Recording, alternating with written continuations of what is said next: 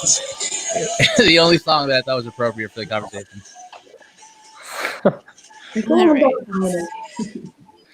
All right, we're live. All right, Everybody who's here, thanks for coming back. After last week's diversion, we decided to just run with it. So this week we're going all in. Vaccines. Are they biblical? Are they moral? Should they be mandated? Should you be able to ignore them? We're going to hit the whole thing. Yes. And we have somebody else with us who can't be seen at the moment, but she should. I'm coming on, y'all. Give me 1 second. Here. The big reveal. Dun, dun, dun. No, there's gonna be a letdown. Oh my god! It's just gonna be in the shadow, like those like Dateline where you can't. The silhouette, like the witness protection people. I am here. You're gonna muffle your voice. I need witness protection after this year. Oh my goodness! You need protection from yourself. I do. That's also true. Okay, right. Am I good? Can y'all see me? And yeah, you're all good. We're all on. We're all. Yep. All right. So this kind of started because of what's going on now with the COVID and the lockdowns. And that's the hot topic with that is that, well, once we get a vaccine, it'll fix it and we'll be good to go. So Abby kind of she was the lone dissenter on this point for this particular discussion. So we brought in Heather to help us out and kind of be another voice of not voice of reason. Voice of treason. Yeah. If I'm y'all's voice of reason, y'all are in a bad. We're in a bad state. Yeah. We've made some missteps in our lives. Yeah, so there you are. Okay, so let's start off. How do you feel? How does everybody feel at this moment about vaccines? Are we pro? Are we against? Where do we fall? Man, we are all over the spectrum. Solomon, you're the most mainstream. How do you feel about yeah. You're the most worldly. How do you feel? The most mainstream? Yeah. So my as much as I've ever thought about it, I'm pro-vax. Yeah. That's a good disclaimer, though, as much as I've ever thought about it. Yeah. It's really hard to say. I can't say as much, so. Yeah, so for the majority of your life, it was like, yeah, this is just a thing that you do because that's what doctors say to do. You get vaccinated. That's what you do. Right. Yeah, like we're all vaccinated, right? So, I mean, that's what you do. Right. So I'm like a half a degree over from you in that I'm not anti. I put a little more thought into it, but I'm not like militantly pro either. I'm a little more libertarian on it. Kind of do whatever you feel like you want to do about it. Let's take a step back to how you were last year before I walked into this conversation. Okay, but to be fair, that's because most people who are anti-vaccine were also trying to convince me that the globe was a lie. So yeah, flat Earth nonsense. He had a bad taste. That is where I generally like come on like pro-vax or like view anti-vax. Just and you know I said this before to y'all as like flat earthers of like what is this nonsense? Like this is just ridiculous, right? It's just not even worth taking a second look. But yeah, and to be honest, that's kind of stuff like officially still where I am. I hear someone's anti-vax, I'm like the eyes just automatically roll, like about to get an article sent to me, you know. Yeah. And it's never from like a regular from trumpisgod.com. There it is. Yeah. Well, I mean, typically when you find out somebody's anti-vax, they fit into kind of a very specific Venn diagram of things. Interesting. What is that? Usually conspiracy theory, crunchy, yes. Essential oil, they're drenched in essential oils. I'm looking at my essential oil diffuser right now. They're drenched in essential oils. Probably live in a tree house or something. They live in a house made of dirt. Yeah, one of those little those little earth pod hole things. Biodome. Heather and Abby are the first people that gave me an argument that actually made me think about it. So, Heather, where are you on your stance on vaccines currently? Well, it took me 4 months, first of all, to give you an article because he was like, I swear, if I find out you're anti-vax, I'm like I think I remember Unfortunately. that. I think I remember like was that public? Because I think I remember hearing something about It that was or seeing that, probably public. or I'm like pretty sure it was. I don't in know, a comment probably. thread or something. And so I finally sent him that video, Stanley Plotkin, about the aborted fetal cells. And that was the moment he was like, oh. But where I am now is probably a lot more where Julian is, just more libertarian about it.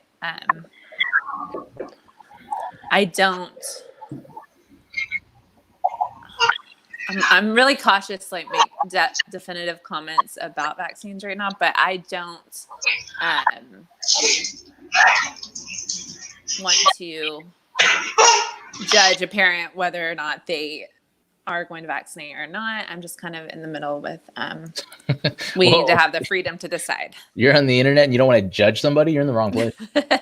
I want to believe that parents want the best for their kids. I know that's not always true, but so I personally don't love vaccines just because I've seen and heard horror stories, and that's just the risk benefit. It doesn't seem like something, to me, it's not a wise choice. If you're going to do it, in the least space them out and don't do Tylenol and the things like that. But I'm not going to judge someone for choosing what they think is best for their kid. As long as you don't mandate it. That's the big thing. And that'll come up. We'll get into that for sure. So Yeah. Abby, you're the lone dissenter completely. So what's your define your position for us? Like blatantly, this is where you are. Just tell us. Yeah, we do not vaccinate at all. My oldest is vaccinated, but that's because her dad and I have a little bit different views. My other two, we stopped with my middle when she was about 4 or 6 months old, and then my youngest has had none. But I'm the same as Heather, and opposed to, I think that choice should come first. So for me and my family, we don't feel like vaccines are what's best. But at the same time, I think that others deserve a right to choose. And that's because I want a right to choose. So before I would sit there and be like, everyone should be anti-vax, I think that the matter of choice has to be there. Yeah, we personally don't do that anymore. Okay. So I guess we'll start there with choice. You're pro-choice. So when we talk Yikes. about the choice to vaccinate, that's as opposed to mandated vaccination. And that's a little, I never thought about it as mandated, because like when you're growing up, when you're in school, you just have to have a shot record and you have to have Well, you're choosing for your kids. That's something that needs to be understood too, is that you're making this choice for them. So they're going to grow up and not have been vaccinated. Not their choice. They have no choice say in the matter at all. But I mean, to be fair, that's most things for kids at this point. Like we really don't let our kids choose anything. Yeah. So I know it's not that strange to be like, well, I decided this for my, like we decide everything for our kids. Right. But it's a strange way to frame it, because it was just like what you did. If we were in school, you had a shot record. If you needed to go to anything, you had to present your shot record in a physical and you're good to go. So it's only come to my attention as like a mandate after I started seeing people talk about statewide mandates or things like that. So the main problem with that is schooling, because if you're going to school, you have to get your shots. That's like the rules. There's no way around that. Right. I don't personally have any kind of problem with that. Well, there's exemptions depending on what state you live in. Right. And I think we live in one that has a pretty good exemption? Yeah, we have all three. Okay. Philosophical, medical. Okay. So we all live in Texas, by the way. Yeah. We all live in Texas. That just dawned on me. So you can tell where we're coming from. So yeah, I mean, to me, I don't have a problem with, if you use a government school, you have to play by the government's rules. That's in everything, though. Right. Like, yeah, I mean, here's a good solution to that. No more government schools. Right. Homeschool your kids. Yep. That's what I think. Not at all. Heather tried to say that one time, and it all went crazy. It was so Burn bad. down all the government schools. Well, what was their argument against it? What was their problem? I had about 2,000 anti-vaxxers that I considered friends just blast me to bits over it. They were just horrified because they misunderstood what I was saying. I think they were saying that I'm pro mandatory vaccine. Mm-hmm. But so what I realized is I'm against mandating vaccines just for existing and for like existing in your home and homeschooling and in private entities. But if you're having this government run institution, I'm not sure that we really have the right to be like, actually, this is how I want it done.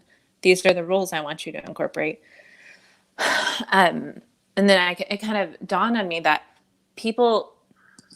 I'm fighting against mandates, yes, but a lot of people are fighting for the right for free education on their rules or with their rules.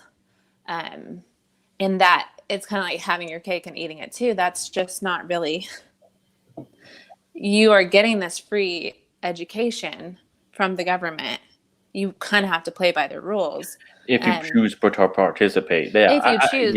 I think I would agree with that. Even though I hate public school, I think I would agree with that. Like if you're choosing to participate in this, like I can't go, like they're going to teach my kid a godless worldview. And, you know, it's like, what's one thing to say like, oh, I want my kid to go to public school and then I want him to learn that God created the world. Well, it's not going to happen. You know, okay. You can't make that. So don't just like, oh, that's terrible. You should teach, you know, creationism in school, or just don't send your kids there. Like, you know.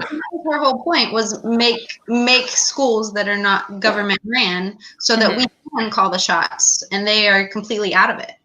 You know, like charter schools, or I don't even know. I guess charter schools are government, whatever. But more private schools and just more classical Christian education, baby. Yes, but the problem was all these moms were saying, "We're not sponsored." I'm a single mom. I have to work all the time. Yeah. And I get that, but that still comes down to that. I hate saying this, but that's not really public school's problem. Well, I mean, Solomon told his single mom story like that. Yeah. It didn't stop her from doing the homeschool thing. My mom was a single mom and homeschooled 2 kids and worked 3 jobs. So, I mean, especially with church support, because a lot of that was on support of the church came around my mom and helped her and provided for us and helped us, and she figured out jobs with the hours that worked well, and you know, it wasn't ideal. It wasn't, you know, the best way to homeschool, but we did it, and we're alive still. We're okay, so it can be done. I mean, there's a Holy Spirit factor too to not discount as far as like we're in this alone kind of thing. And that's another kind of interesting point that I don't think gets brought up enough. The anti-vax spectrum is very broad as far as what people believe spiritually. So for me, the reason that the abortion argument was compelling is because it makes it a scriptural issue. So what's the abortion argument? What's the whole like? So you guys know this made me think twice too, because I'm like pro-vax, flat Earth, BS, just f off, you know. But when I started hearing, I think it was Douglas Wilson who was on a podcast first said something about it, about vaccines coming from cell lines that were harvested from aborted babies, and it's like, what? I'd never heard anything about that before, or anything that we get vaccine material ingredients from aborted babies, not miscarriages, not tissue, whatever, abortions. And being pro-life, which we all are, so that's an issue. That's like, okay, well, if that's true, that's basically where Douglas Wilson landed on it, was like, it should at least make you think twice. Right. Yeah. And so it did. It made me think twice. So, yeah. So explain, because I don't know, maybe on Facebook a lot of people do, but I don't know, people who might be just listening to it on Spotify or Apple. Explain the fetal cell lines in vaccines to someone who has no concept of that at all. Yeah, so the vaccines can be either live or a deadened vaccine. The live vaccines are cultured in the aborted fetal cells. So they say that for some of the vaccines that aren't live, they're grown inside a chicken or a cocker spaniel or a moth or animal. Pig, right? Animal, any kind of animal, not any kind that they haven't made. Oh, I wish you could pick your own animal. Right, pick your own animal. Oh my gosh, that's where we got the coronavirus from, this stupid pangolin and bats. Who chose a bat? Yeah, and then the live vaccines are the ones that they take the virus and they replicate it inside the aborted fetal cells. They attenuate it, weaken it, deaden it a little bit, but still live. And then they try to filter that out. But fragments of those cells still remain inside the vaccines. And that is a big reason why we even have religious exemptions in the first place. But at the same time, there are also Christians who say that they trust in the immune system, that they don't agree with mixing animal product or babies or anything like that. I mean, there are people that claim religious exemption for other things other than the live vaccines. Like what exactly? About how your body's a temple. You get that one a lot. Mm-hmm. You shouldn't mix blood and like animal. Jehovah's Witness argument for against blood transfusions. Right. So are people who are, because I think we talked about this offline, are people who are anti-vax typically also anti like other treatments like that, blood transfusions and organ donors and stuff? I think it just depends. What do you think, Heather? I've had a lot of people say that they would rather treat it naturally than get an organ donation. Where do I even if find it means tree death that grows organs? Yeah, what's the difference between natural and organs? Because we're pretty natural, as far as I know. Wait, what's the question? Like humans are a part of nature, right? Mm-hmm. Like we create this like dichotomy of like, well, it's man-made and that's versus natural. What are you talking about? We're all nature, aren't we? Like right, it's a natural organ. I think the unnatural process of taking it from a different body and putting it into someone else's body, they were not necessarily that they're against. I don't know. They just were so focused on the natural way, just cool. as a whole, that they, in a lot of cases, felt that if they did die, it was just God taking them away as long as they didn't receive the organ transplant. So you have extreme people. The moral high ground in that case to be like, well, I may be dead, but I went out naturally. And so my thing is, where is the line with that? So when people use the argument, your body is your body is a wonderland. John Mayer over here. Your body is a John Mayer. Oh the Puritan. That's the Christian version of John Mayer. Oh my goodness. Your body is a temple. Should you not drink caffeine? Like, where is the line? Should you not have alcohol? Like, how do you get to decide what is okay in that situation to put into your temple and what's not? Right. And for context on that, because that does come up a lot, your body is a temple, you shouldn't blah, blah, blah. That verse in 1 Corinthians 6 is talking about sexual immorality. Like, it doesn't have anything to do with medicine or food or anything like that. I think the verse that would probably be the counter to that argument would be in Matthew, where the Pharisees tell Jesus that his disciples are unclean because they don't wash their hands before they eat. And he says, don't you understand that it's not what goes into your body that defiles you, but what comes out of your mouth that defiles you? Yeah. So that argument is, I haven't really met anyone yet that makes like a good exegetical argument. Except what you put into your mouth is different than what you inject into your body. Right. But it is what's going into your body, right? Like, right. But if you inject something with aluminum or something like that, that's going to affect you differently than if you were to eat it. Well, what about ink? Like with tattoos? That's an argument against tattoos. It's like you shouldn't. Yeah, a lot of people don't get tattoos because of them. A lot of people that are anti-vax don't get tattoos because of there's just as many, can be just as many heavy metals in the ink. Mm-hmm. Okay, so they're kind of, I don't know if holistic is the word, but they're kind of they're crunchy. the anti-vax camp tends to be pretty crunchy about stuff. Okay. So we're trying to approach it from a biblical perspective, because if you're not doing it right.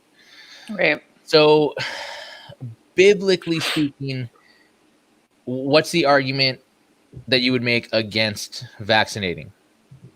Speaking biblically, speaking exegetically, speaking Holy Spirit, what's the argument you would make against it? This is an Abby question. Yeah, I guess just personally for us, one, we would not do the live vaccines because of the aborted fetal cells. Whether it was 2, whether it was hundreds, it doesn't matter to us. Abortion is abortion. So we just kind of stand firm on that. Other than that, this is where it kind of gets tricky, because I wouldn't say that I see if somebody. So is it a preference or is it actually something that's wrong to do. Biblical wise, I would say the live vaccines is where you have me biblically. Okay.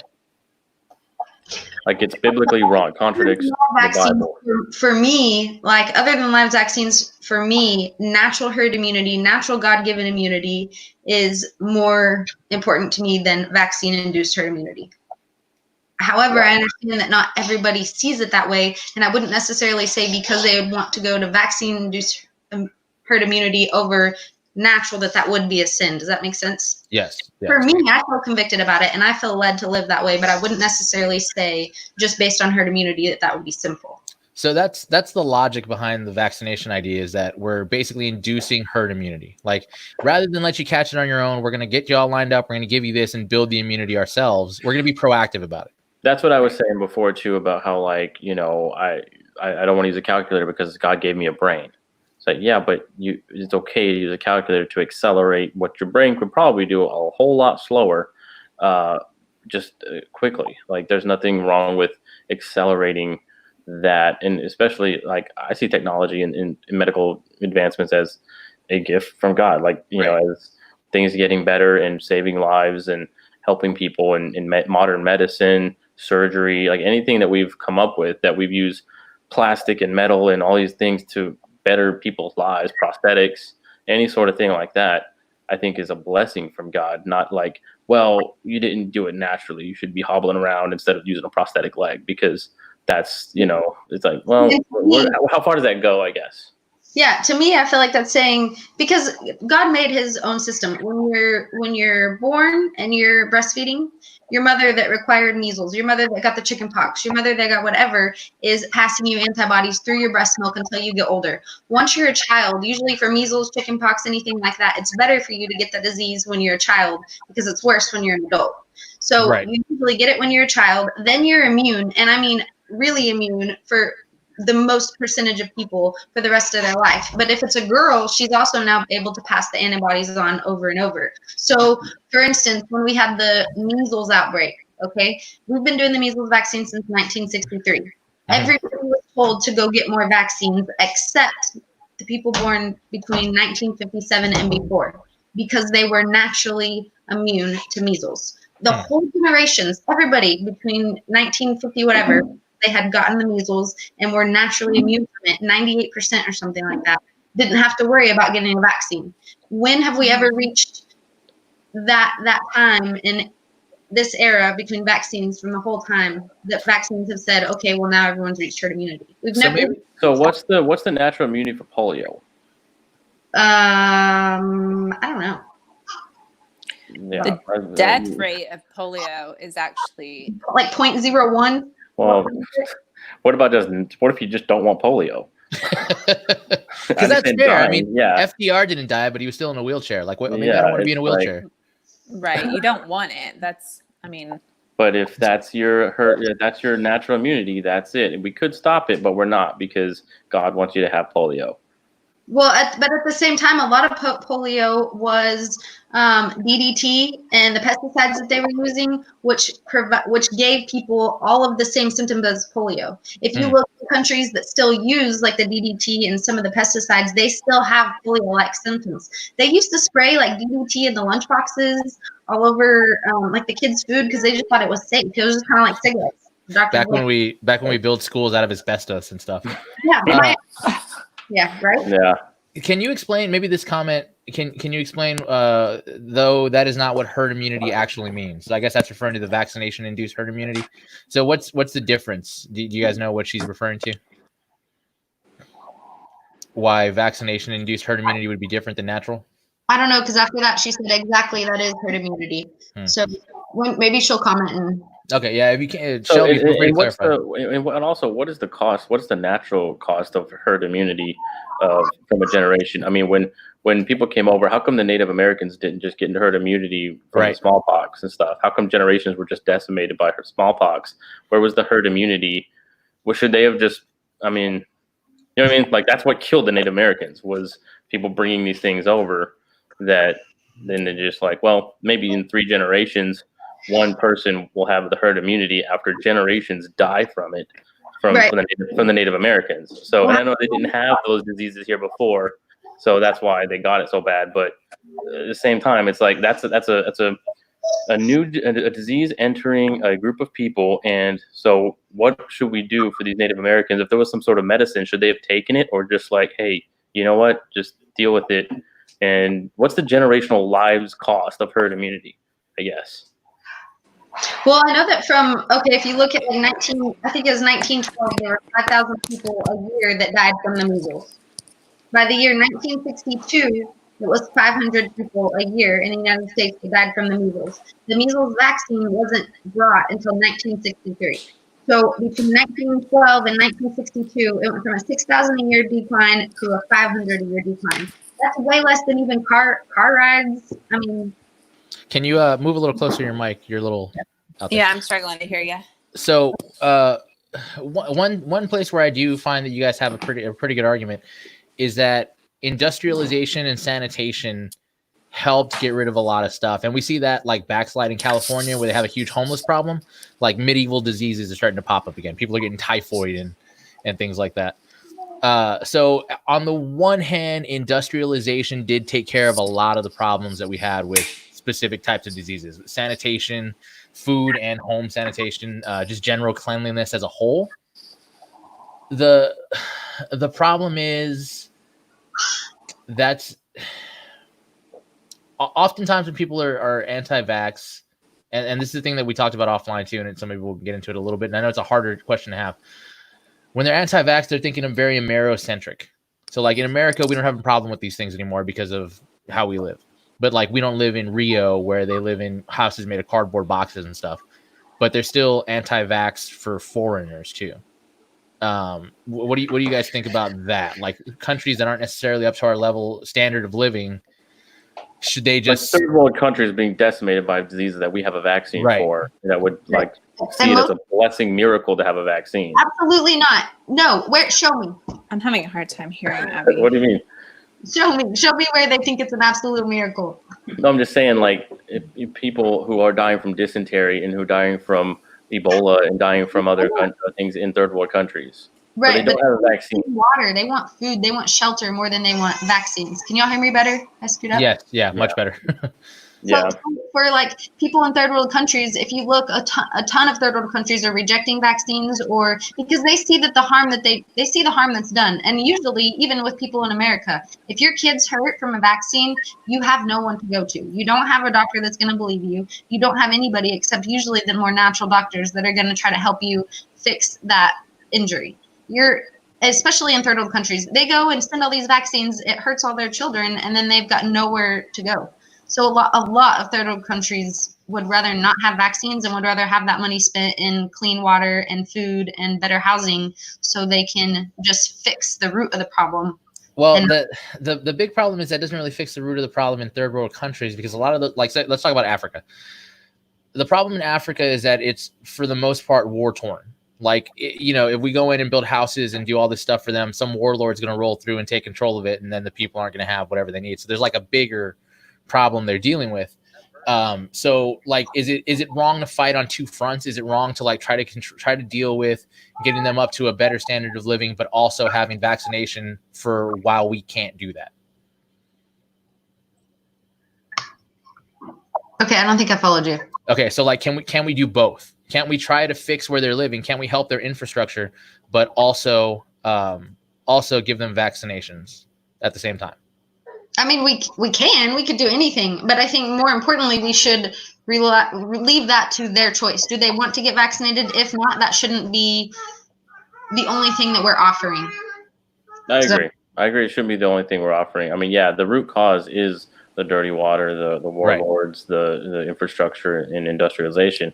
I mean, I'm for industrialization. Mm-hmm. So, and that's kind of what we were talking about before offline. So like the dichotomy seems to be high industrialization, lower need for vaccines, or zero industrialization and a vaccine would help, but like that, a vaccine is like the quick fix rather than like the years long upbringing of industrialization. Right. So, Ernie, what question should we be asking? Go ahead and comment that, and we'll see where it comes up, because we're asking the wrong question. Okay, so the problem for me is that to be anti-vax, I've said before, I would have to be convinced that vaccines are bad for every person at all times under all situations, and I'm just not convinced that's true. And I'd even be willing to go so far as to say, if you were to say like, well, we should get rid of live vaccines, I would say, okay, there's maybe a good argument for that. But a lot of people who are anti-vax are anti-vax completely, and it does get a little nutty on the fringes where they're like anti-medicine altogether. I've had people tell me that maybe you should look into whether or not you should be taking insulin. And like, well, that's an insane argument, but you can make it, I guess. You stop taking modern medicine, Julie. Right. Yeah. Please I'll find a root and chew on it and see what happens. Mm-hmm. So I think there's for sure room for vaccines in the Christian life. Where it gets squirrely is the abortion argument. Yeah. So I kind of want to hone in on that a little bit and kind of,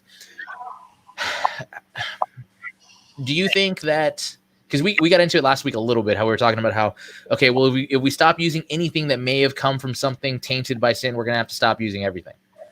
Yeah. Do you think that's a valid argument, or do you think that's kind of too broad of an argument to Like make? the evil origins argument. Right. There was a heavy sigh right there. Okay. So me and Ben were talking about this a lot today. That if our child was dying and there was a medicine that could save her instantly, like she would die without it, and there's medicine that would save her definitely. But that medicine was derived from aborted fetal cells in the 50s. Would we use it? And it was like a definite yes, we would. And so you have to think that these pro-vax parents, when they view vaccines, they're viewing them as this could save my kid's life. And so in a sense, they're coming from that same situation. If you want to be consistent, then you have to be able to say that, no, you would deny your kid that medicine, let them die because the two babies, or not the two babies, but in their minds, it's two. It's much more than that. Can you know how many it was? Like, go ahead and just say how many it was so we can get that out in the open. Because in 1960, right, or 60, whatever was 63, or not even just that year, but like how many babies have been used in like, just put the number out there so everybody can hear how much it actually is. Over 100. Okay. I can't hear her. Y'all have to tell me what she's saying. 100. Can you hear me? Yeah, we can hear. Yeah, we can hear you. So to be clear, it wasn't like one or two; it was over 100. So let's put that out there. Facts on the floor. Yeah. Over 100 babies were used. So that's I think we need to kind of lay that out. The fact is, and this is what I'm coming to brand new, as I didn't know this at all, but just doing some research and looking at it is, the fact is that there were aborted babies, not miscarried, not tissue, whatever, but aborted babies for the intention of making cell lines where we get vaccines, basically all the vaccines that we use. And those what I understand is that there were a cluster or set of abortions 50 or so years ago, that from which we get a cell line which is replicated, which the vaccines come from the replicated cell lines. So it's not one abortion equals one vaccine, or one abortion equals 1,000 vaccines. It's not. There were a wave of abortions that happened about 50 years ago, and from those we've developed cell lines from human fetal tissue that grew into that we use replicated in labs to use for vaccines since. Right. Now, that's what the fact is, and so now as Christians we have to come to that fact and think. Well, and the ones that we do. Yeah. So now, but there's no vaccination that's been made for that yet. But the abortions were done. Right. I know. That's what I'm saying. But we're not participating. No one's participating in the abortion. No one's benefiting from the abortion at all right now. Okay. So what I'm saying is, in 2015, the new one is Walvax. What is it? Walvax 2 is a new cell line from abortions, doesn't matter, from 2015 that they are trying to use to develop a more recent cell line than one from the 60s or some from the 60s to develop more vaccines, new vaccines for common illnesses. I can't really find what the illnesses actually were. Was it mumps? Was it measles? Was it from Walvax too? WI38 is what Wallvax 2 was to replace, and WI38 is an MMR Okay, so Wallvax is the re-up on the cell line, basically. on the cell line, right? But not only because it's not replicating and it's diminishing, but because over time, the more it does replicate, the more tumorigenic it gets. So it deteriorates over time. So those are the facts. Those are the facts that I've come to, like now just being a total pro-vax, totally uninformed about anything, come to this fact of, okay, there were abortions that were done. We have vaccines today because of abortions that were done 50 years ago. And now we're in 2015, more abortions are being done to try and re-up and replace the cell lines that came from those abortions. So the dilemma, the Christian dilemma here, ethically, biblically, is should we get our kids vaccinated knowing that these come from that babies were intentionally aborted to get ingredients for this vaccine? That's the moral dilemma here, as far as like, well, what is that wrong? Are we encouraging abortion? Are we I'm pro-life, so what is it, but I'm benefiting from a set of abortions? You know, what does that mean? How do we handle that? So that's what we're really talking about here, as far as like just the facts of really what happened and how we should approach this as Christians. And I think a lot of people that say I'm against it religiously is because there are fragments of the aborted fetal cells that get into the vaccine. And so that's another thing too, is they're like, well, this is male and female aborted fetal cells, that fragments of them are going into my child. And so that's one objection that they have too. They don't want injected. Mm-hmm. So I want to kind of address this comment real quick, and we can get back to where we were because I like where we're going. How do you post the comments? How do you pump the comments on the screen? If you run your cursor over it, there's a little thing that pops up that says share, and you can click on it. I don't see it. I think it's you, just you. Oh, it might just be me because I'm hosting. Man, all right.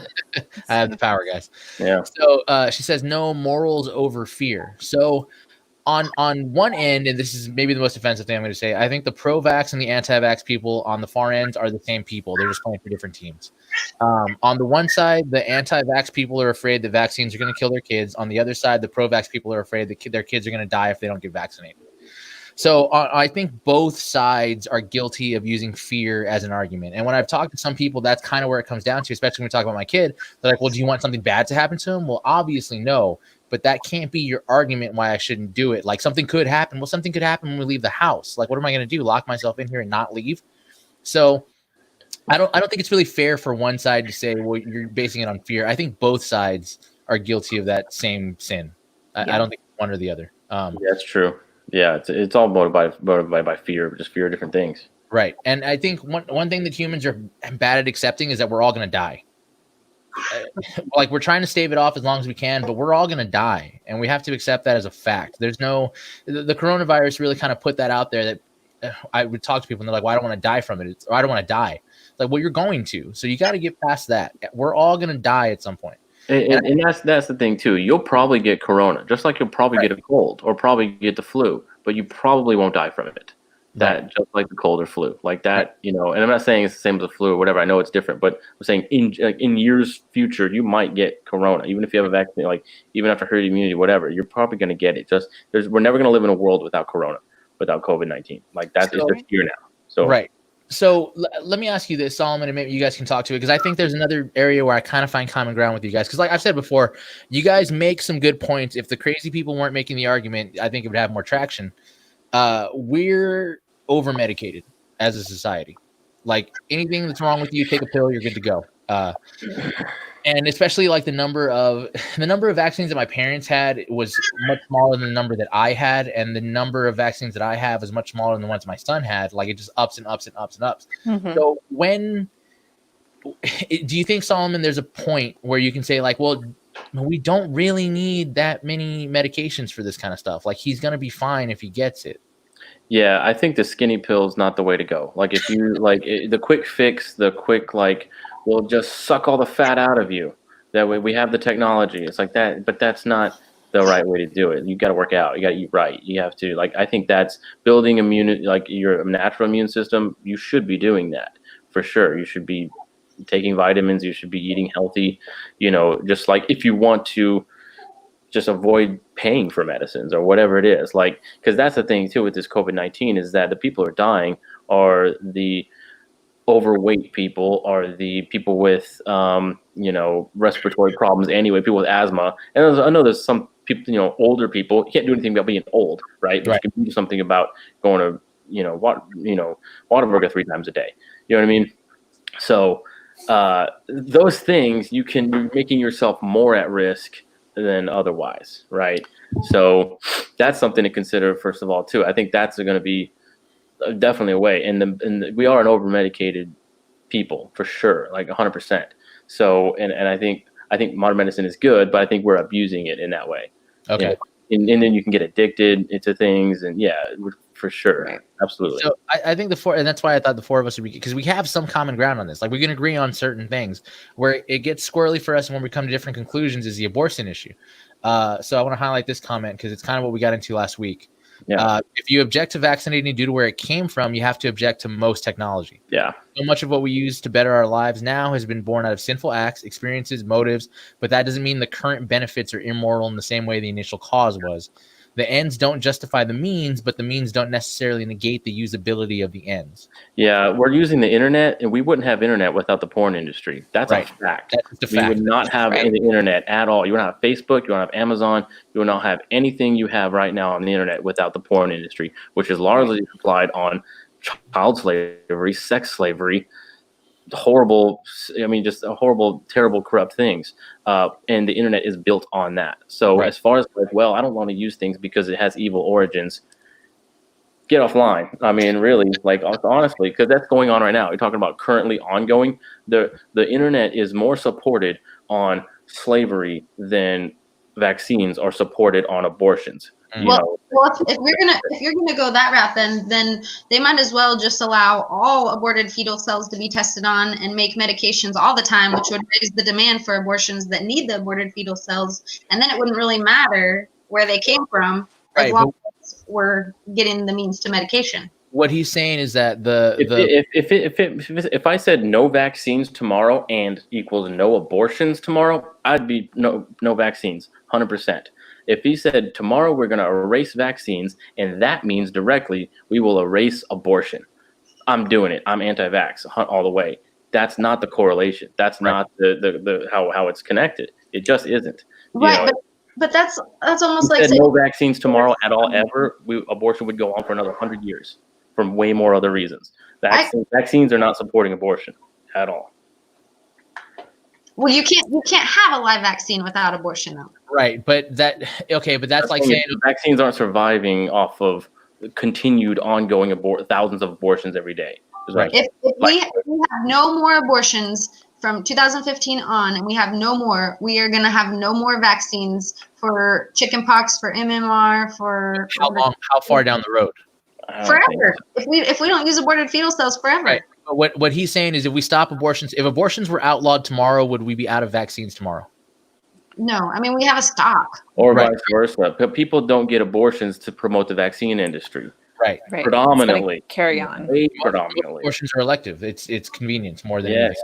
Like 99% convenience and sin and sexual morality it leads to abortion. Not we need a vaccine, because we've gone 50 years without before from the 60s to 2015, we've gone without an abortion equal vaccines.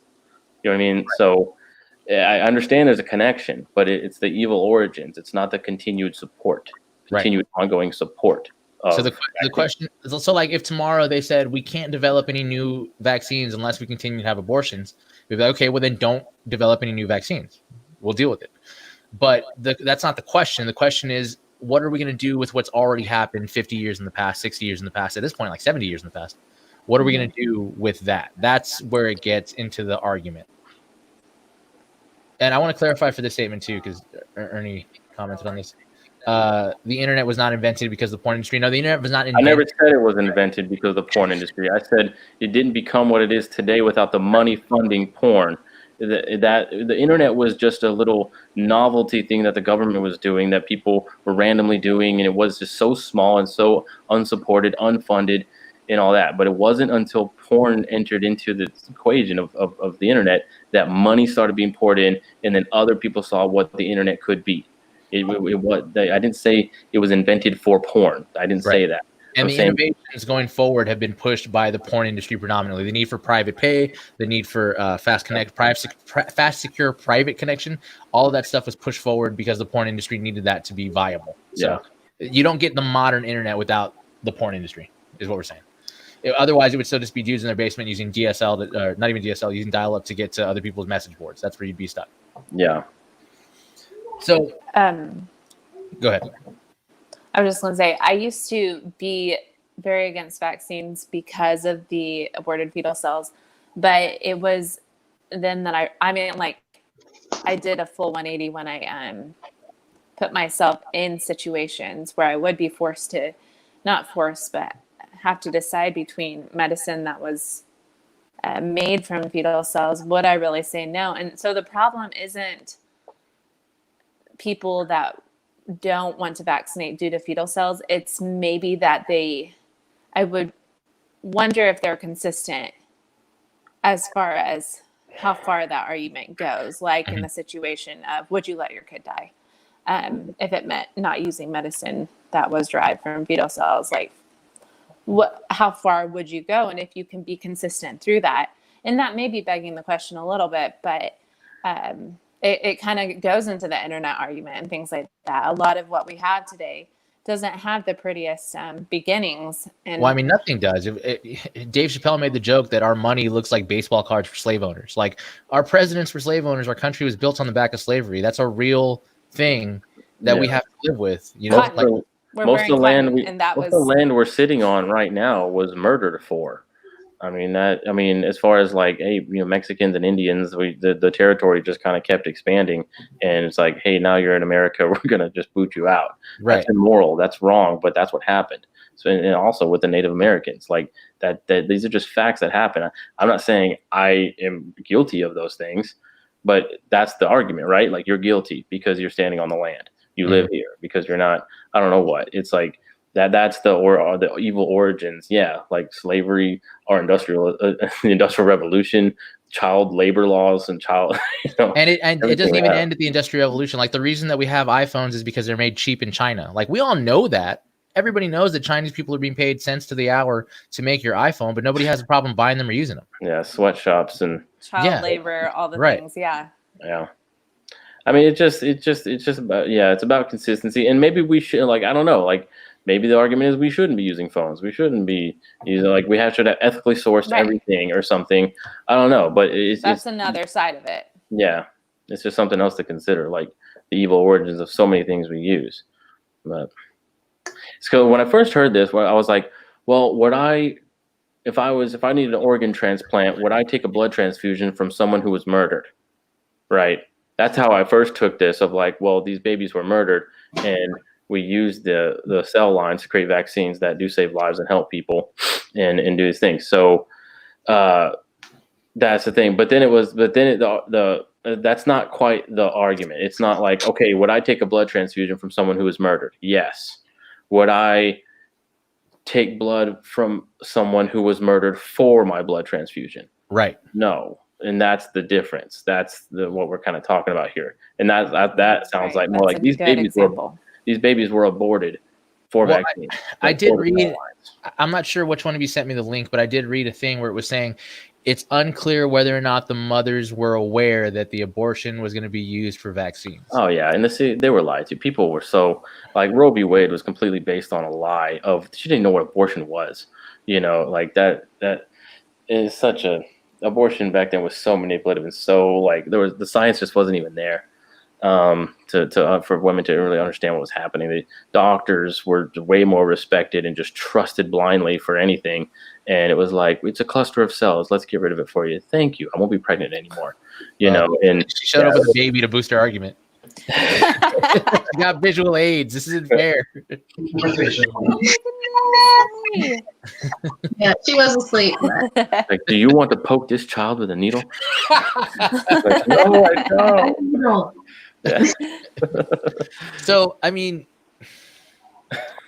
we're all on the same page that if they said tomorrow we can't make any new vaccines without abortions, would we all be like, yeah, okay, that's fine. We don't make any more vaccines. Right. Did you see what Shelby Coffey said? Let's see. Let me pop this one up.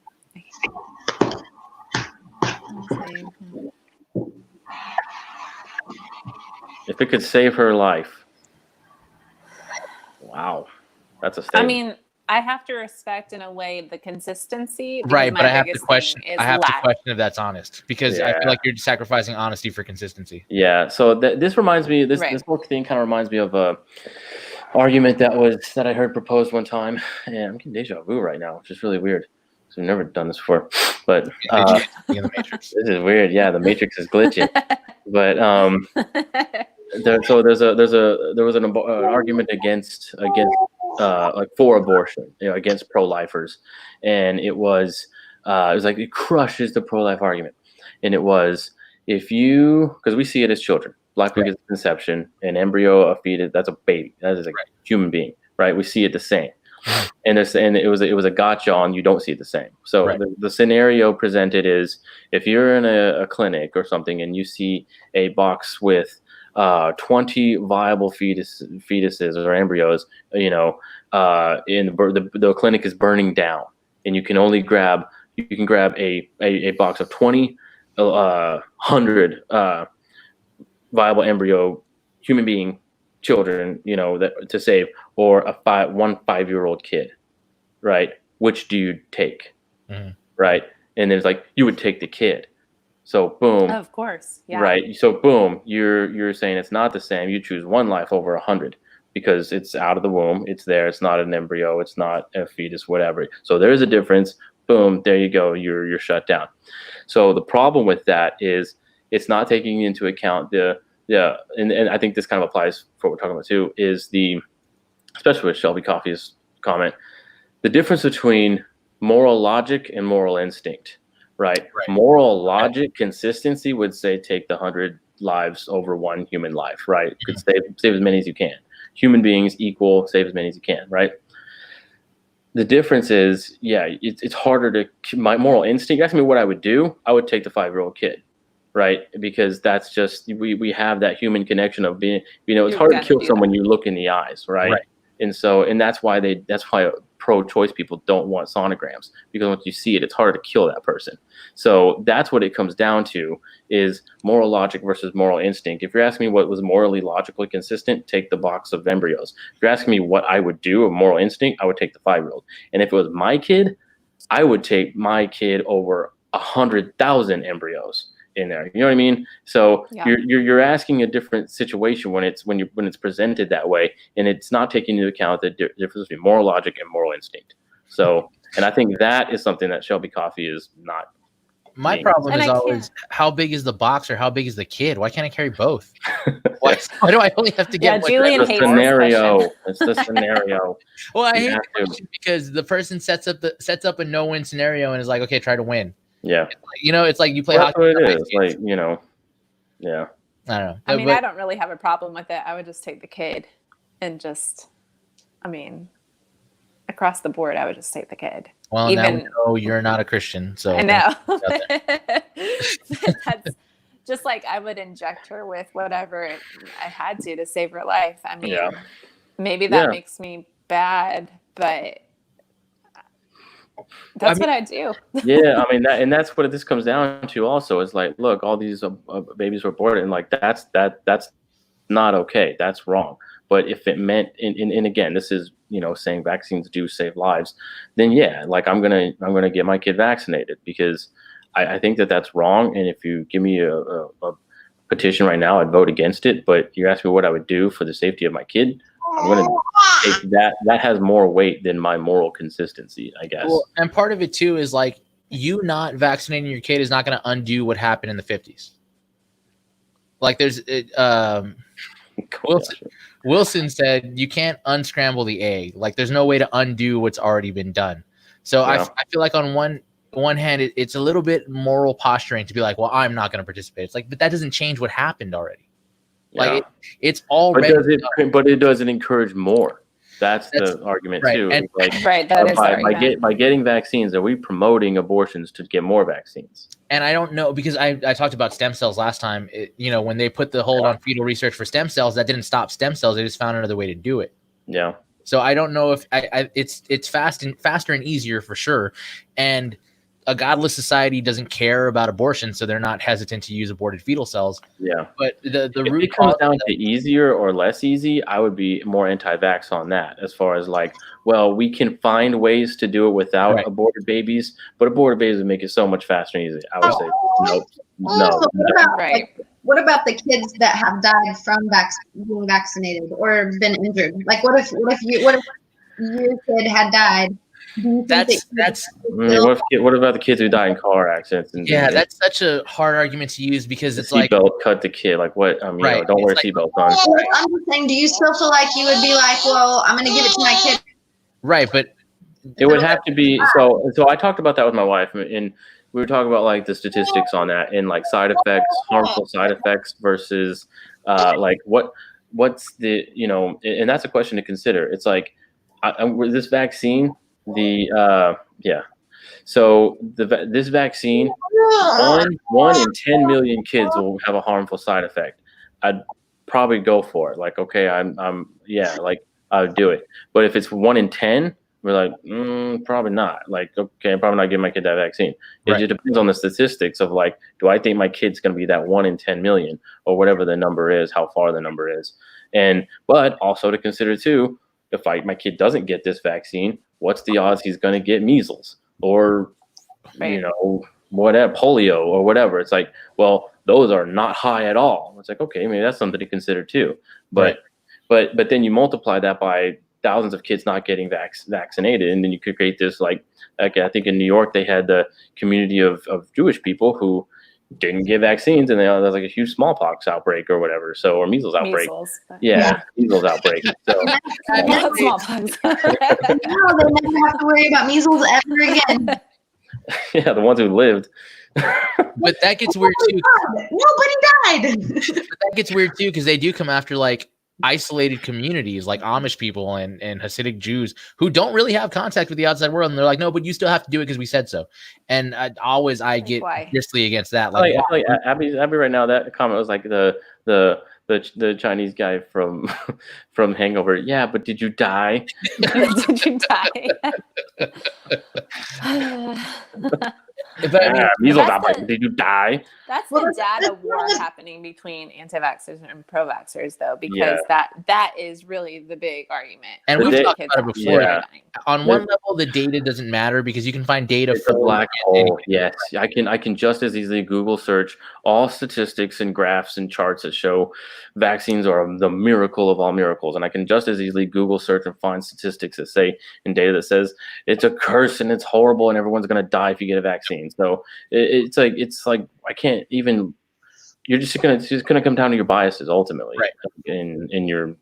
And that's kind of why I don't like the this happened to my kid argument either, because like, well, it didn't happen to mine, so what does that mean? Like, you show me a kid who was injured, I can show you one who wasn't, and we're just gonna compare kids all day like that. That doesn't get us anywhere. Yeah, well, that's one reason why I think that without a doubt they need a unvaccinated versus vaccinated study. They need that kind of study, and they refuse to do that study. Well, I mean, let's hypothetically, could we take like an Amish community who's never been vaccinated and like the normal community of an equal size and like compare them? Could we do that?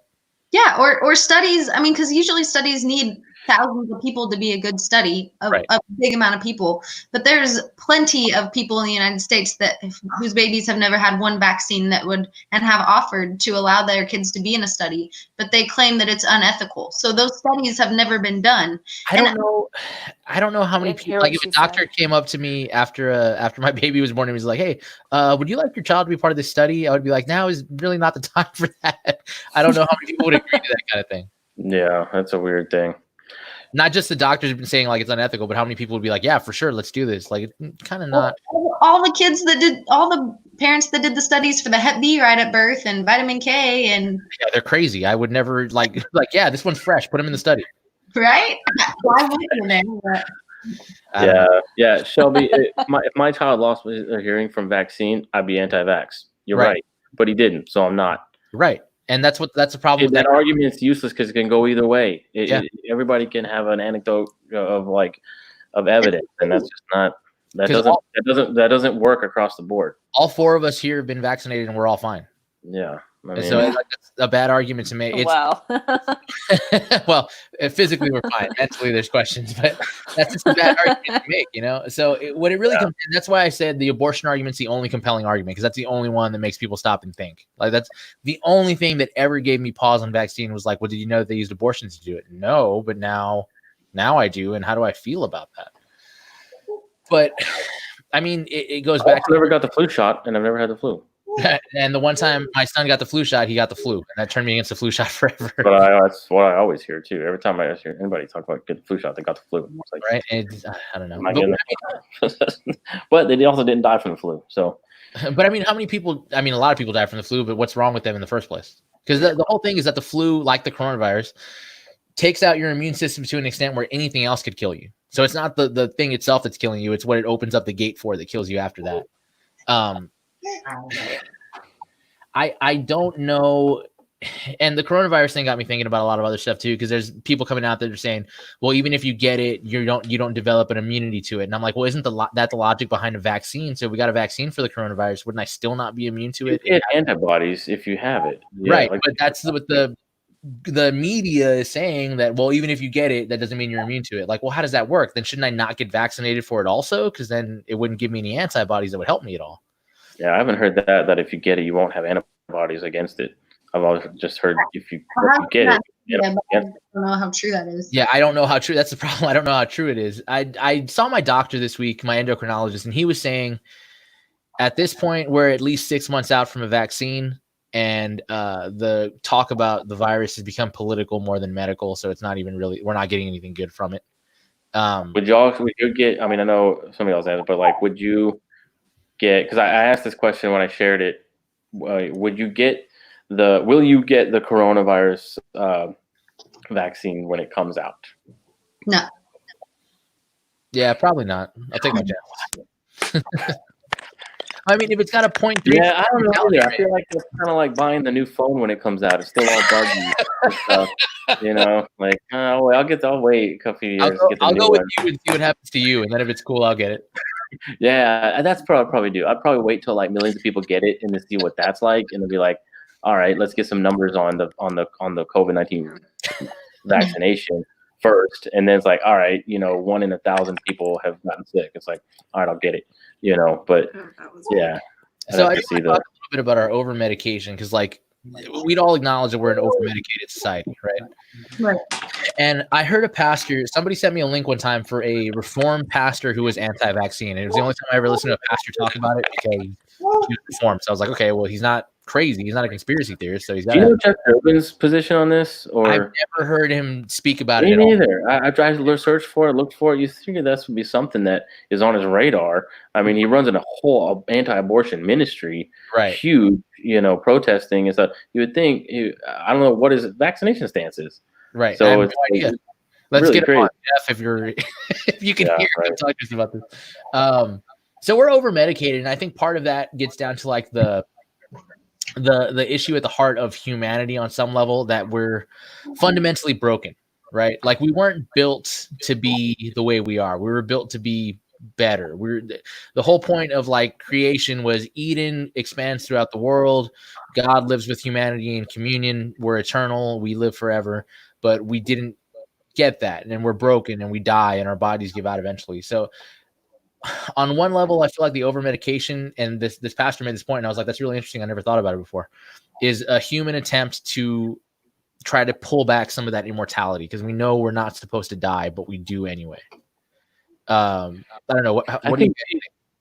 Yeah, if it's coming from an idea like everybody knows there's a God, and that's why we act morally and logically and rationally, because we know that there's a God and things ought to be a certain way, and that the godless worldview isn't consistent with how people live. I would say the godless worldview is not consistent with medicine, with helping people, with health and anything like that. So in that sense, I would agree. I don't think anybody getting a vaccination thinks they're going to be immortal, or even that's most doctors' goal, as far like practically thinking we're going to reach a point where people don't die. I don't think any medical professional thinks that. I think there's some people that think that in a weird transhumanist way. I literally feel like Solomon just said, I'm going to get my kid vaccinated so they don't die. Well, Don't die of smallpox. Abby got the tapes and she's playing them back. Yeah. So Abby, you've dealt with like rabid pro-vax people. Is there not a segment of like the pro-vax community that's like, we have to get vaccinated so we don't die? From Provax, Yeah, from pro-vax. I would definitely say so. Wouldn't you say so, Heather? Absolutely. Like if you don't vaccinate, then everyone's gonna die. Like Right. there's a lot of people that have that mindset. Absolutely. Okay, I'm talking about no. So, I believe that. I'm just saying immortality. Do you think medical professionals and pro-vax people are on a quest for immortality? We're trying to perfect the human being to where they never die. Subconsciously, I would say yes. Maybe it's not their Well, top- yeah. So like on a certain level, they know there's a God, and that things ought to Right. be a certain way. That's the argument I'm making. Essentially, that But I it's- don't think anybody consciously or practically thinks we're working towards immortality. I don't think that's a mission statement of any hospital. would you give a measles vaccine so you don't die? Of that disease, yeah. Would you get the measles vaccine so you don't die? We will die. Not there's no vaccine that can give you immortality, and I don't think that's ever the intention of any vaccine maker or research institute or anything. I don't think anybody's thinking we're working towards immortality. It's like they're all thinking like, I don't want my kid to, I don't want people's children to die in horrible pain from this disease. That's what we're working towards. I don't know if it goes that far. I think it's just I don't want people's children to die. But you're saying in the sense of immortality, you're saying like, No. yeah, like I said it, but you understand what I'm saying. I don't think that will give us eternal life. But what I'm saying is that, like you were saying, subconsciously, because we all know there's a God, but we suppress that truth. I think that's why we're helping each other in the first place. Right. And yeah. I think that a vestige of that is that we know this isn't the way things are supposed to be, so we're trying to fix it on our own. Yeah. I think people in a godless worldview come up with their own delusional God denying reasons for why they do things, why we're moral, why we help you, whatever. And none of those include immortality. None of those delusional thoughts of like, yeah, we help people because we can become immortal someday. It's like, no, we have hospitals, we have vaccines so that we can become immortal someday. I don't think that's on the minds really of anything. They know there's a God, we should be helping people and trying to keep people alive as long as possible.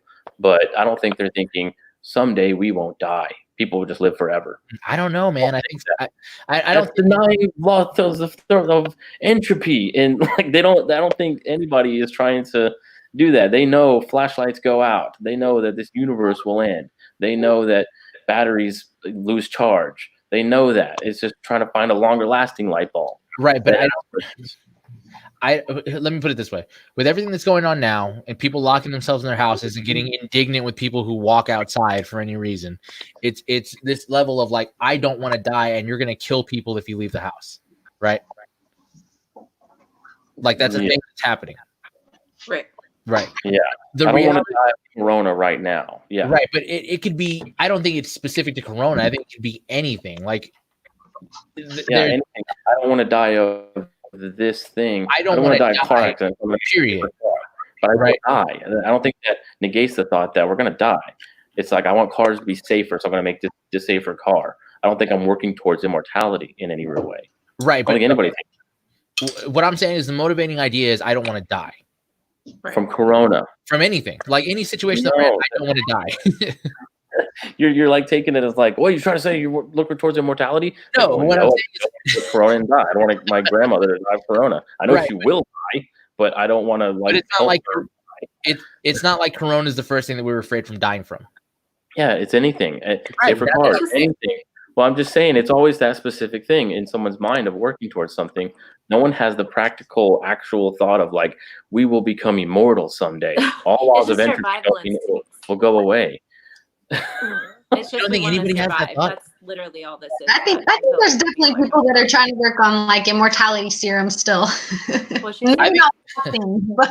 there is a singularity people with the technology, human brains and stuff. I'm ready to be a cyborg, but yeah, that's the new thing. It's not the immortality serum. It's that we're gonna upload our brains to a mainframe and we're all gonna live forever like that. Yeah. Yeah, we're already in the simulation. We're in the matrix. What I'm trying to get at is this idea that we don't like to face the fact that we're all going to die someday. So we take whatever steps necessary to keep ourselves from dying and don't accept the fact that we're all going to die and it's out of our control. Like, is that I mean, fair? I think people don't want to die. Yes. Right. Yeah. Do you But think I don't think nobody thinks that they never will die. I mean, besides eternal life and glory and that. right? Of But course do you think but people think that they can control whether or not they're going to die to some extent? I think people can control whether they die to a certain extent. That's a little weird. Well, besides, Yeah, you don't. You don't think that. Besides, you're talking about sovereign God that decides everything. Yeah, but I mean, I'm talking about like I'm not going to step in front of this bus. I can, right, basic wisdom. you know, Ultimately, the day that you discernment. Yeah, I think people would use discernment to say like, I don't want to step in front of this bus. Yeah, I think people do that. right, but discernment doesn't get us. What I'm saying is discernment doesn't get us to the amount of medication that we're on at the current moment. Money.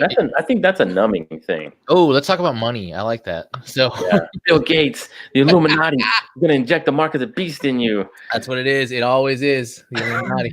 Oh, Great. You guys are the Now, worst. now our podcast is clear.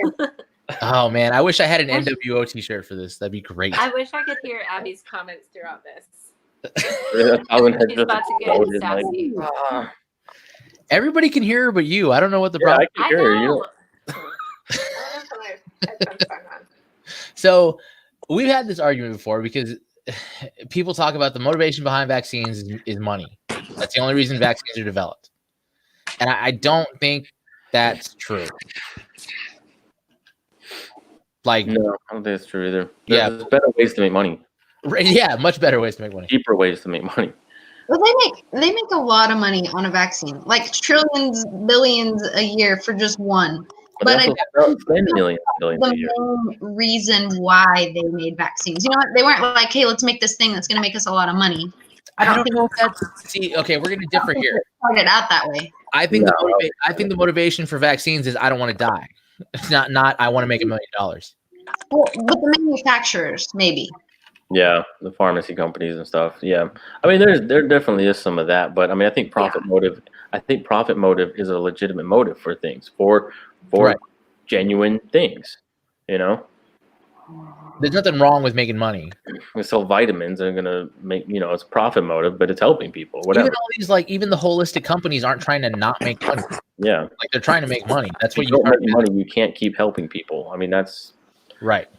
Yeah, I mean, it's kind of like people accuse churches. It's like, oh, the church is just a money scam, and it's just they're just making people feel good, so they put money in the offering plate or something. And it's like, again, there are better ways to make money, more ways to make money.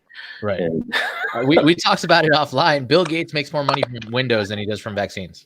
than you ever will from vaccine. They're like, yeah. He made more from Windows than anyone would ever make from vaccines. Like, it's insane. Do you really? Okay. Fact. Do you really think he made more money from vaccines than he did from making an operating system that everybody uses? Than changing the world with technology. How much did he make from that? Enough that he Right, I could wanna get into see the vaccines. numbers. That's More how money. much he made from Windows. More money than God. I mean, it's just like it's an insane amount. Like it's just these scholarships, philanthropy. It's like it's like George Lucas kind of money. Like more than that. Of just like we can't even understand that kind of billions and billions of dollars. Like you could spend the money every day for the rest of his life and not spend it all. He could spend the interest and never have to touch the actual principal money that he made. Ever. That's how much money he has. Yeah, it's just crazy. From computers, not from vaccines. So like, But I want to see the numbers on vaccines. That would be, I may totally be wrong on Bill Gates. I really don't know much about him, but I would be curious what he actually is bringing in from vaccines. Yeah, I mean, I'm sure it's millions, but again, that's a drop in the bucket. Yeah, or billions. I'm sure. Billions. I'm Sure, but it's not as many billions as Microsoft was. right? No, Yeah. and I don't think it is. Prove that. How could you? Okay. Yeah, it might not even be billions. I don't know. How could you really think that he makes more money from vaccines than Microsoft? Like Microsoft, the company I who don't. invented computers, basically. Like we don't have computers. When I bought this laptop, it already came with Windows. I didn't even buy Why it. would he go into a I'm just saying we want to see the numbers. But I'm saying, like, why wouldn't he See the come out with more numbers. apps or programs to make money? It's something he knows, something that he's in. Why would he go into a completely different field of like, I want to just make money use doing this thing I don't understand at all, or don't. I'm not. He's a computer guy. He's not a doctor. He's not a biologist. Exactly. Because Right. he's depopulating the whole earth, initiating the mark Here of we the go. Oh, there we Yes. go. beast, initiating the mark of the beast, and everyone's going to be He's the beast. vaccinated, and we're all going to be deceived. Get your tinfoil out. We're getting there. Bill Gates is the beast. So, okay, Abby, are you willing to admit that a large majority of the anti-vax community is motivated by fear of conspiracies? Yes. Yeah. Okay, so we can at least establish that. That was me. And that was something I think Heather and I have talked about, is that I still have the same stance of I don't vaccinate my children, don't vaccinate myself, but I was so consumed and so focused on the vaccines themselves, they became my God. Right. Teaching people about it, telling people about it. I wanted to save people from vaccines rather than save people. Right. Yeah. And I think that's still true of a lot of anti-vax people. It becomes an idol. And it Yeah, becomes, isn't it? I want to save lives. I want to save lives in this way, when really the gospel is the only means of how we can save lives. Okay, so Right. are we ready to exonerate Bill Gates and say that he's not the devil? I mean, he's not the devil. He's not. He's not the Antichrist. And he's No. not trying to spread the mark of the beast, and he's not trying to depopulate the planet. I think he may be, not the best guy, but I don't know enough about him. Well, I mean, he's not the best guy in the same way that none of us are. I mean, that's fair, but also, But also, there's okay, more to it. I have a problem with people who have a problem with people that make money. Like, It's as soon not that as, he makes money, it's not. but that's the argument behind the anti-Bill Gates vitriol, is that, well, he does this for money. It's like, okay, well, everybody does everything for money. The argument isn't that he makes money; it's that it goes back to the data war. Is he killing these kids with vaccines for money? It really comes down to. But that doesn't come down to the data. That comes down to, I've decided that Bill Gates is the worst human being alive that only makes vaccines to kill children for money, based on nothing. And to be fair, even if those kids are dying from vaccines, I don't know if they are not. I think where a lot of it came from was the speech one time, and he had made it, and it went viral, and it was talking about Yeah, like 10 years ago. how we needed to lessen the global population. And I mean, I for some reason I want to say that when I watched that, I think that it got taken a little bit out of context. Way out of context. Well, I mean, it's like You see his lizard eyes come through?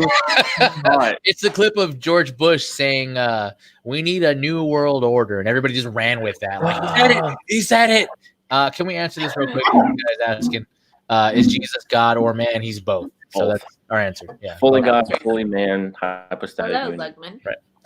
So yeah, that's the kind of thing. It's like, well, in a speech one time, it's like, okay, I could find a speech one time where anybody said anything and make them out to be the worst person alive.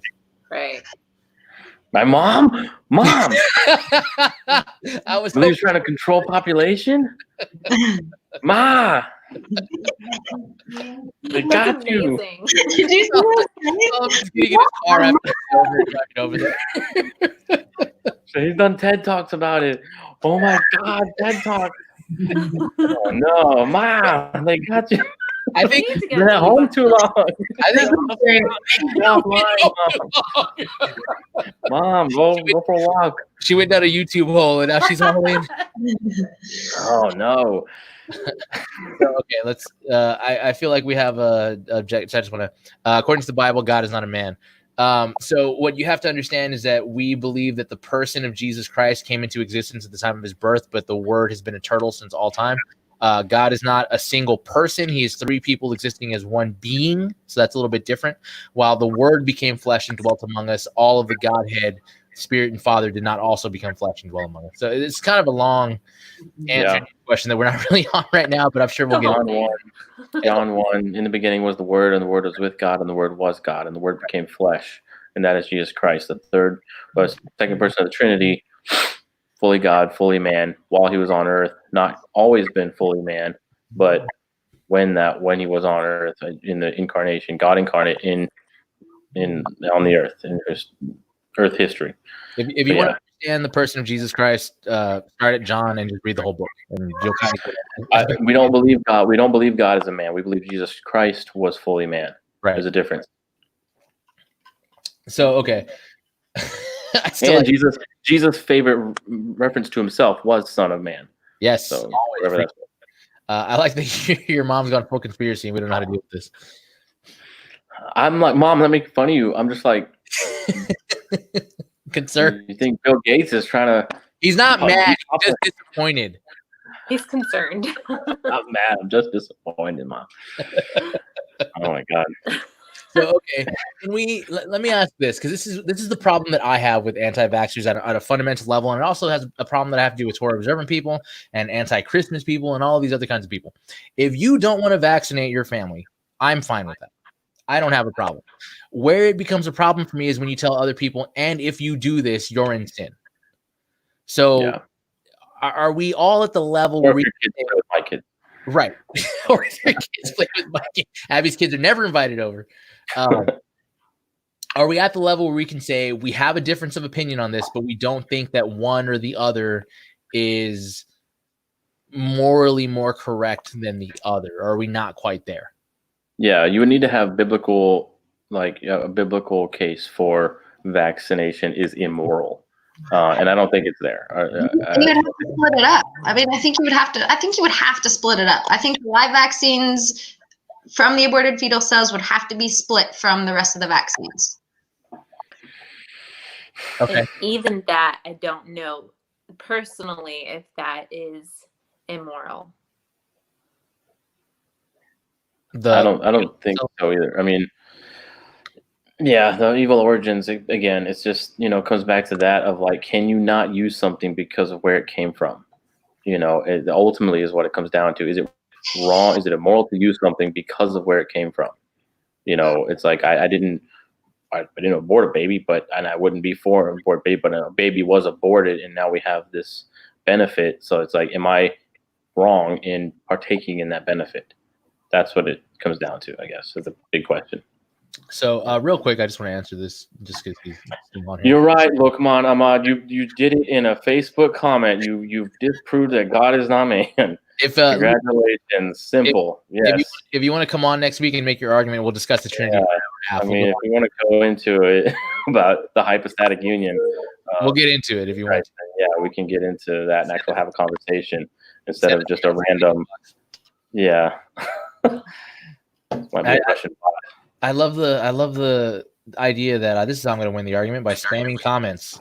Your answer, yes. Bible. God is not a man. Jesus cannot be both. Simple. Well, what can I say? You did it.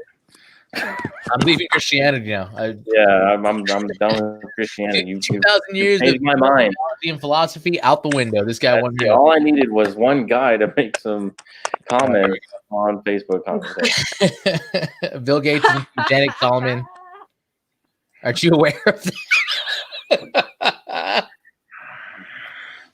This is amazing. I love it. It really is. Oh man, this is why I told my mom she can't watch our podcast. She's not allowed to. Look at this comment. I agree with Abby. I do feel highly convicted. I did before we vaccinated, which is why we did not vaccinate until I was old, which is also why it was more devastating when we learned of what happened to her. So Abby, we talked about it offline. Generally think that our immune system is, I don't know where the noise is. You generally think that our immune system is okay without vaccines, like it can handle itself, right? I do, but I understand that there are some people who are immune compromised that don't have an immune system. But I mean, let's weak people. You need to weed it out. Take it out. Human weeds, if you will. The strong will survive. But let's go past that even. Like, can you see the argument that, like, okay, yes, we have an immune system, but everything has been marred by sin, so it's maybe not peak. Yeah. I mean, yeah, but that's also another reason why I'm not afraid of like, disease and viruses. I mean, like, I think a big part of my mindset changed once I learned about the sovereignty of God. Because at that point, it was like, okay, if God has planned for my daughter to die of the measles at 8 years old, whether I get a vaccine or don't get a vaccine, my daughter's going to die of the measles at 8 years old. And there's really nothing in my own power and control that I can do to stop that.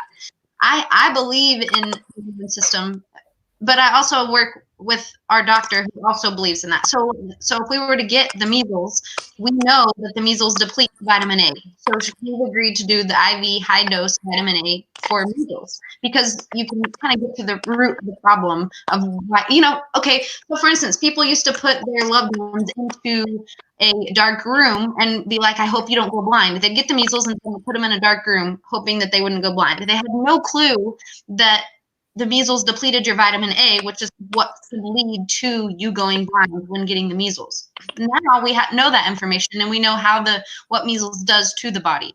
So for a lot of the viruses and diseases, I feel like we kind of look at them like we haven't made any revelatory progress in learning how our bodies handle them and how they react to them.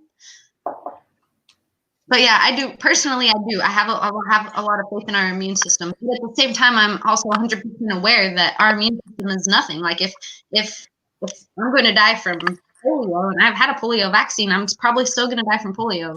Right. That's what I want. But you don't think it's fair to because not only have we made progress in how we know how diseases affect the body, but we've also made progresses in medical science where we can be and also we can combat that. Do you think it's fair to say I'm going to give it a little bit of help because we can? Yeah. Oh, absolutely. Which is one reason why I would say we can't negate looking at vaccinations triggering an immune response, right? We can't negate that happens. Even if you were to get measles and not have a vaccine, your body is creating an immune response, and you're going to have antibodies for that. Which is why we have a plan to do homeoprophylaxis with our smallest daughters, which is just like a pill that they put under their tongue that's deadened, way deadened of the measles. It's just not injected. So how is that different than a vaccine? It's not injected. It's not made from the aborted fetal cells. They're not having to put it in the culture and everything. She's going to give me a whole packet, so I'm going to read about it more. But it's not, she basically explained it like they take the little bit of measles, and this isn't how they actually do it. This is how she explained it. Scientific detail.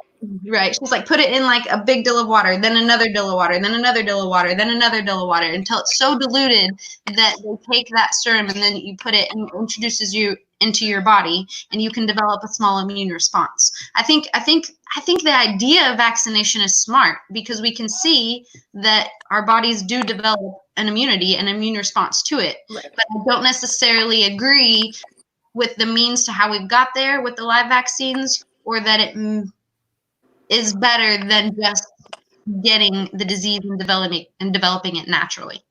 So here's a question too, because we asked this offline, and I think it was something worth kind of going into, saying, Abby, if vaccines didn't come from, no vaccines ever came from any aborted babies, would you still be anti-vax? Yeah, I think so. I think if they could clean up the ingredients list, maybe. I'm weird about not wanting aluminum in my underwear, so I definitely don't want to inject it into my child. But one thing that really got my attention is that there was a doctor, he was a researcher, and his name is Chris Exley, and he if you go look up his name, he's a well-known researcher for tons of things other than vaccines. He studied aluminum for years and years and years, and he's always been credited. He's always been a really well-known researcher. As soon as he put out a study saying that the aluminum from autistic kids, it could be damaging the brain in some children, not all, in some children, immediately he was discredited. And I watched that happen right before my eyes. Like, he was cut down. None of his research ever mattered. I think that we still have a lot to learn. Just like the doctors they stood firm that cigarettes were not bad for you. They could cause no issues. And then later they changed their mind. I think it's just with anything else. We still have a lot to learn, but I think the idea behind it is smart. Obviously creating an immune response and antibodies, it's just, are we doing it the right way? I don't know.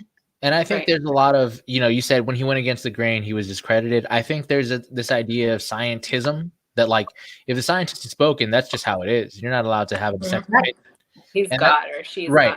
God. They're the high priest of the new religion, scientism. And Yeah. that's come out a lot during what's going on now. Like, there's a lot of new information that maybe doesn't agree with what we were fed up front, but it's like, well, that we already said. And it's the same argument for climate change. It's the same argument for abortion. It's like, this is what we know, and that's how it is. Yeah. This is this is hard for me because I feel like I'm being dismissive, leaning towards science, but Right. I this is somebody who doesn't believe in evolution as like molecule to man evolution. So which is like what's accepted. That's the science. That's Right. the stats. That's the data. That's the Mhm. evidence or whatever. And it's like, well, no, I've researched that a little bit more than the anti-vax thing. So it's like I want to be pro science, but I just want to be pro good science. I don't think evolution is good science. I think it's more philosophical than actual science. We'll definitely do one on evolution and creation and stuff, but a video. But so I don't want to be so dismissive of like the science is there. It's like, well, I'm not gonna put my faith in science, right? But I'm also not gonna, especially, and this is so hard because it's like it affects the safety of your kids, right? And so that's what it comes down to is like, do I want my kids not vaccinated and just like open to anything that could come or whatever? So it's like, no, I mean that's the general idea of vaccines will make your kids safer. So that's what I'm gonna do, and I don't know, like that. And so it's like that's it, you want your kids to be safe, and if all reasonable data says they will be safer if they have this vaccine, it's like, okay, well then I'm gonna do that. Oh, we got the vaccine from aborted babies. It's like, okay, I'm gonna not have my kid be safe because of my moral consistency or something. Mm-hmm. And it's just difficult, like, and especially when I'm not willing to apply that to other things of moral consistency of things gotten from evil origins. So it's like, okay, I'm picking and choosing what I'm choosing to stay morally consistent on. But So it's not a sin issue to me, vaccinating. It's So, a personal thing. let me ask this as like a last closing question. What would it take to get you to change your position from where you are now to maybe the opposite side? So if you're fairly pro-vax now, what would be the thing that would make you to be anti-vax or vice versa? for me, if it was abortions today equal vaccines tomorrow, if vaccines were supporting the abortion industry, I'd be anti-vax in a heartbeat, in a second. It's like if that was what maintaining abortions was, that we get medicine and all these things, it's like I'd be anti-vax and whatever.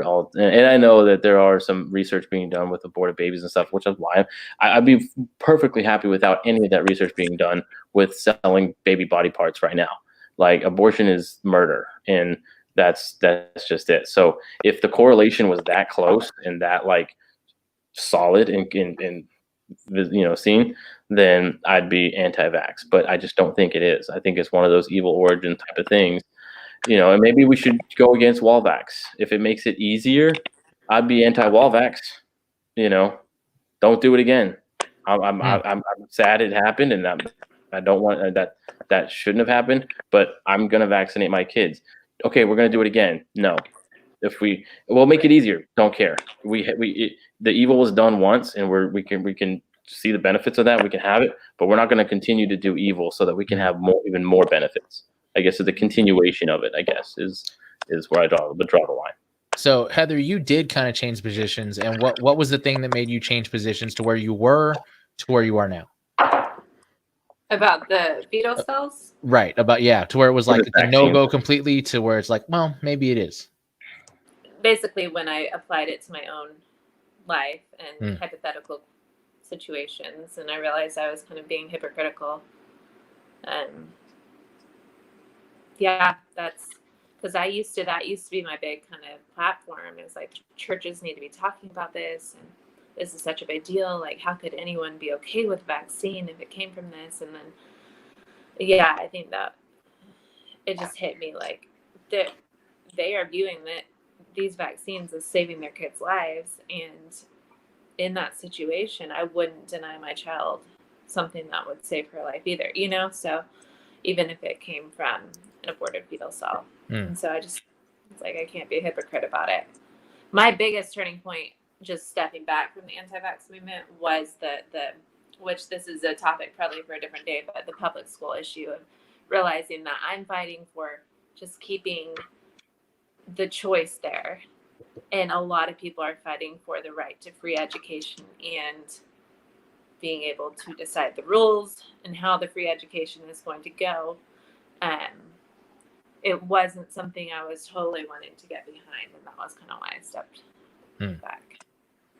So, Abby, what would be a thing that would make you change your stance to say maybe we should vaccinate? Is there anything? Let me ask that. Is there anything that would make you change your stance and say maybe we should vaccinate? I mean, I guess if we could find a way to create the vaccines without the aborted fetal cells, if we could find a different culture to grow them in, or even, I mean, donated cells of some sort that weren't aborted babies. That's what I was wondering. Why couldn't this come from a miscarriage? Well, almost all of them, I think there were only 2 or 3 that did, or maybe they didn't. I don't know. That's what we were talking about earlier, because you have to have the live tissue. So it seems like you would have to know you're having a miscarriage and then get all the people in that could take the tissue. That's what I thought, the intention and planning behind it. You don't plan on a miscarriage, so it's like you have to act when it happens rather than, hey, they're going to have abortion. Let's set up the, parameters and stuff. Yeah, that's what I figured. And Heather said something. She was like, she used to be on the platform of the churches need to be speaking about this. And I was there too. I mean, why are the churches not speaking about this? Why? What is going on? And it wasn't until I think, accepted the true gospel that I realized, like, the churches need to be talking about Jesus. Like, if we want to change the gospel, if we want to change pharma, the gospel, if we want to change disease and sin and death, and we want to conquer that, the gospel is the only means to that. And I think that's kind of something we all wanted to express that I don't know. Right. And going from that, and maybe last thought going forward, the reason that we have kind of an evil origin for vaccines at all is that they're made by people who have a godless worldview. Yeah. Like, we don't get to where we are without the Christian worldview, but we also have people who are using that worldview while not also holding it. So I think this is another reason why it's important for Christians to be in culture. Like, if there's a Christian group of researchers that are leading this kind of charge, then we do have that, okay, we have to find another way because we can't do this. And right now we just don't have that. And that's not just in medicine, that's in everything. That's in politics, that's in cult, that's everything. Is there needs to be more of a gospel influence. And the only way for that to happen is for Christians to actually get involved in that kind of stuff. So I don't know, maybe that's where we need to go to. Maybe classical Christian education changes that when we don't have kids going through the public school system that gives them a godless worldview. They take their worldview into medicine and they say, well, we're not going to do it that way anymore. We're going to do it this way now. So not to Nick, don't get mad at us, but Christ is the cure. That's a good podcast by our friend Nick Campbell. Yeah, if you're not listening to that, check it out. He's got good stuff on there too. All right. Well, we stayed up late. It's been an hour and a half, almost 2. Thank you, Heather, for coming on and talking with us. Abby, for managing to raise a kid and help your mom while also being on a podcast with us. Yeah, for real. And we'll be back next week. So thank you guys for watching. Facebook, YouTube, wherever you are. Everything will be uploaded tomorrow. Spotify, Apple Podcasts, whatever you use, it'll be on there. Thank you, everyone, and good night. Bye, guys. Bye.